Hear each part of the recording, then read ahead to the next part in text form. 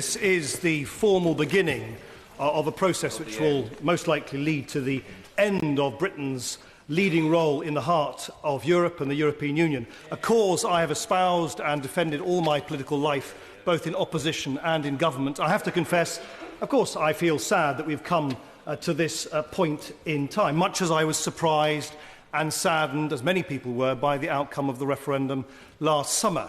But I have to say that sadness is increasingly mixed with a growing sense of anger by what I consider to be the government's deliberate distortion of the mandate that it received from the British people in a way which I think is divisive, damaging and self-serving. Let us be clear.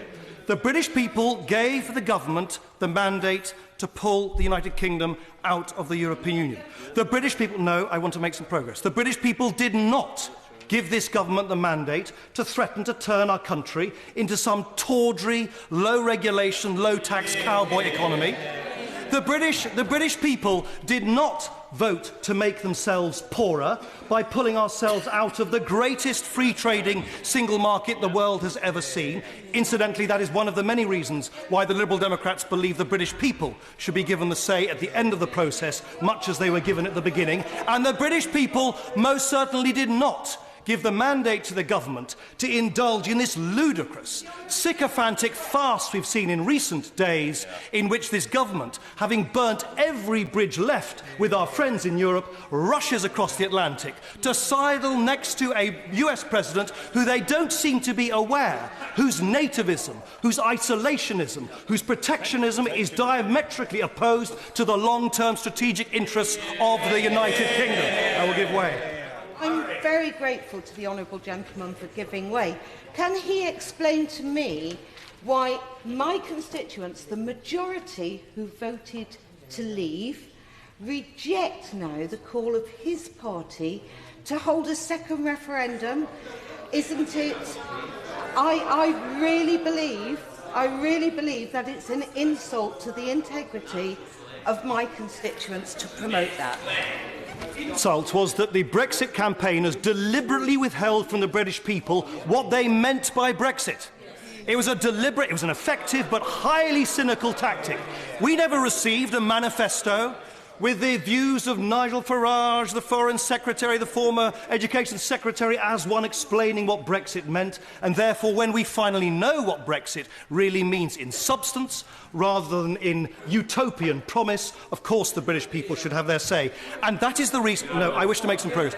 That is the reason why I believe this House does not have a choice, but has a duty to withhold from the government the right to proceed with Brexit in the way that they have planned. That would not stop Brexit. It would simply urge them to go back to the drawing board and come back to this House with a more sensible and moderate approach to Brexit.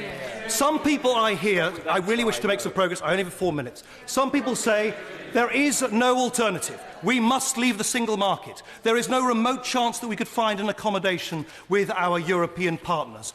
Nonsense. I will, for instance, confirm to the House that I've recently heard on very good authority that senior German decision-makers, shortly after the Prime Minister, no doubt to her surprise, finding herself as Prime Minister without a shot or indeed a vote being fired, were keen to explore ways to deliver an emergency break to the new UK Prime Minister. In return, what they hoped for was an undisruptive economic Brexit. But what did this government choose to do? What did this government choose to do? It decided to spurn all friendship links with Europe. It decided to disregard the needs of Scotland, of Northern Ireland, and indeed of our great capital here, London. It decided to placate parts of the Conservative Party rather than serve the long-term strategic interests of this country. It decided to pander to the eye-popping vitriol and bile we see every day from people like Mr. Dacre, the editor of the Daily Mail, and the other members of the moneyed elite that run the Brexit right-wing press in this country. And this government has become too slavishly preoccupied with their opinions. But above all, this government has decided to disregard the hopes, the dreams and the aspirations of 16.1 million of our fellow citizens. That is more than have ever voted for a winning party in a general election. 242 Westminster constituencies represented here voted for Remain. But above all, no, I have only got 2 minutes. All right. Mr. Speaker, my apologies for that device. I have a very simple question to ask while he gets the rest of his minute. Does he recall that during the course of the referendum campaign, the then Prime Minister and many others on the Remain side said that if the British people voted to leave the European Union, that would absolutely mean that they would leave the single market? Did he agree with that at the time? Well, this is a novel concept that the winning side in a competition invoke the arguments from the losing side to make a case that they didn't make themselves. This is ludicrous. The Brexit campaign deliberately didn't spell out to the British people what it meant, and that is why it is right when we finally do know that the British people have another say. But, Mr. Speaker, the final point is this.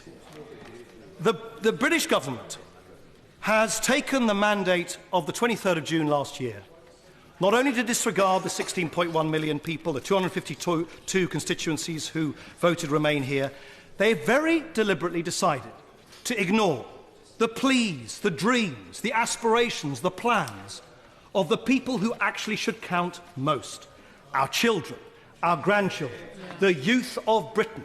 Because they, no one here, no one on that front bench, they are the ones who will have to live with the consequences, which I will believe are fateful consequences, more than anybody in this House. And guess what? Conventional wisdom says that the youth of today are politically indifferent, that they don't participate. 64% of 18 to 24-year-old voters voted in huge numbers. They mobilised in unprecedented numbers, and 73% of them voted for a different future. Now, I know that the vote of a 19-year-old does not weigh any differently in the ballot box to the vote of a 90-year-old. But actually, when we search our consciences, as we were just being asked to do, I believe we should search our consciences, most especially about what country we think we're handing on to the next generation. Call me old-fashioned, but when a country decides to go on a radical, uncompromising departure to a new and as yet entirely unpredicted future, and does so against the explicit stated wishes of those people who have to inhabit that future, that is a country embarking on a perilous path. And I hope our consciences will not pay with it in the future. So in conclusion, Mr. Speaker, I do have a great sense of foreboding. I feel the negotiations, notwithstanding the personal admiration I have for the Secretary of State for Brexit, he will try and conduct his negotiations in good humour, but they're going to get nasty. They're going to get acrimonious. Just think what's going to happen in the British tabloid press when they first start arguing about money in the next few months. The government's position is asking for the impossible, the undeliverable. Most especially this: it is not possible to say that you will not abide by the rulings of a marketplace and then somehow claim that you will get unfettered access to that marketplace. It is not going to happen. And European leaders, many of whom I have spoken to, look at us in increasing dismay and disbelief at the incoherence and the confrontational manner in which this government is proceeding with Brexit. And so my final plea is look to the long-term interests of our country and your constituents when voting, not the short-term interests of this government.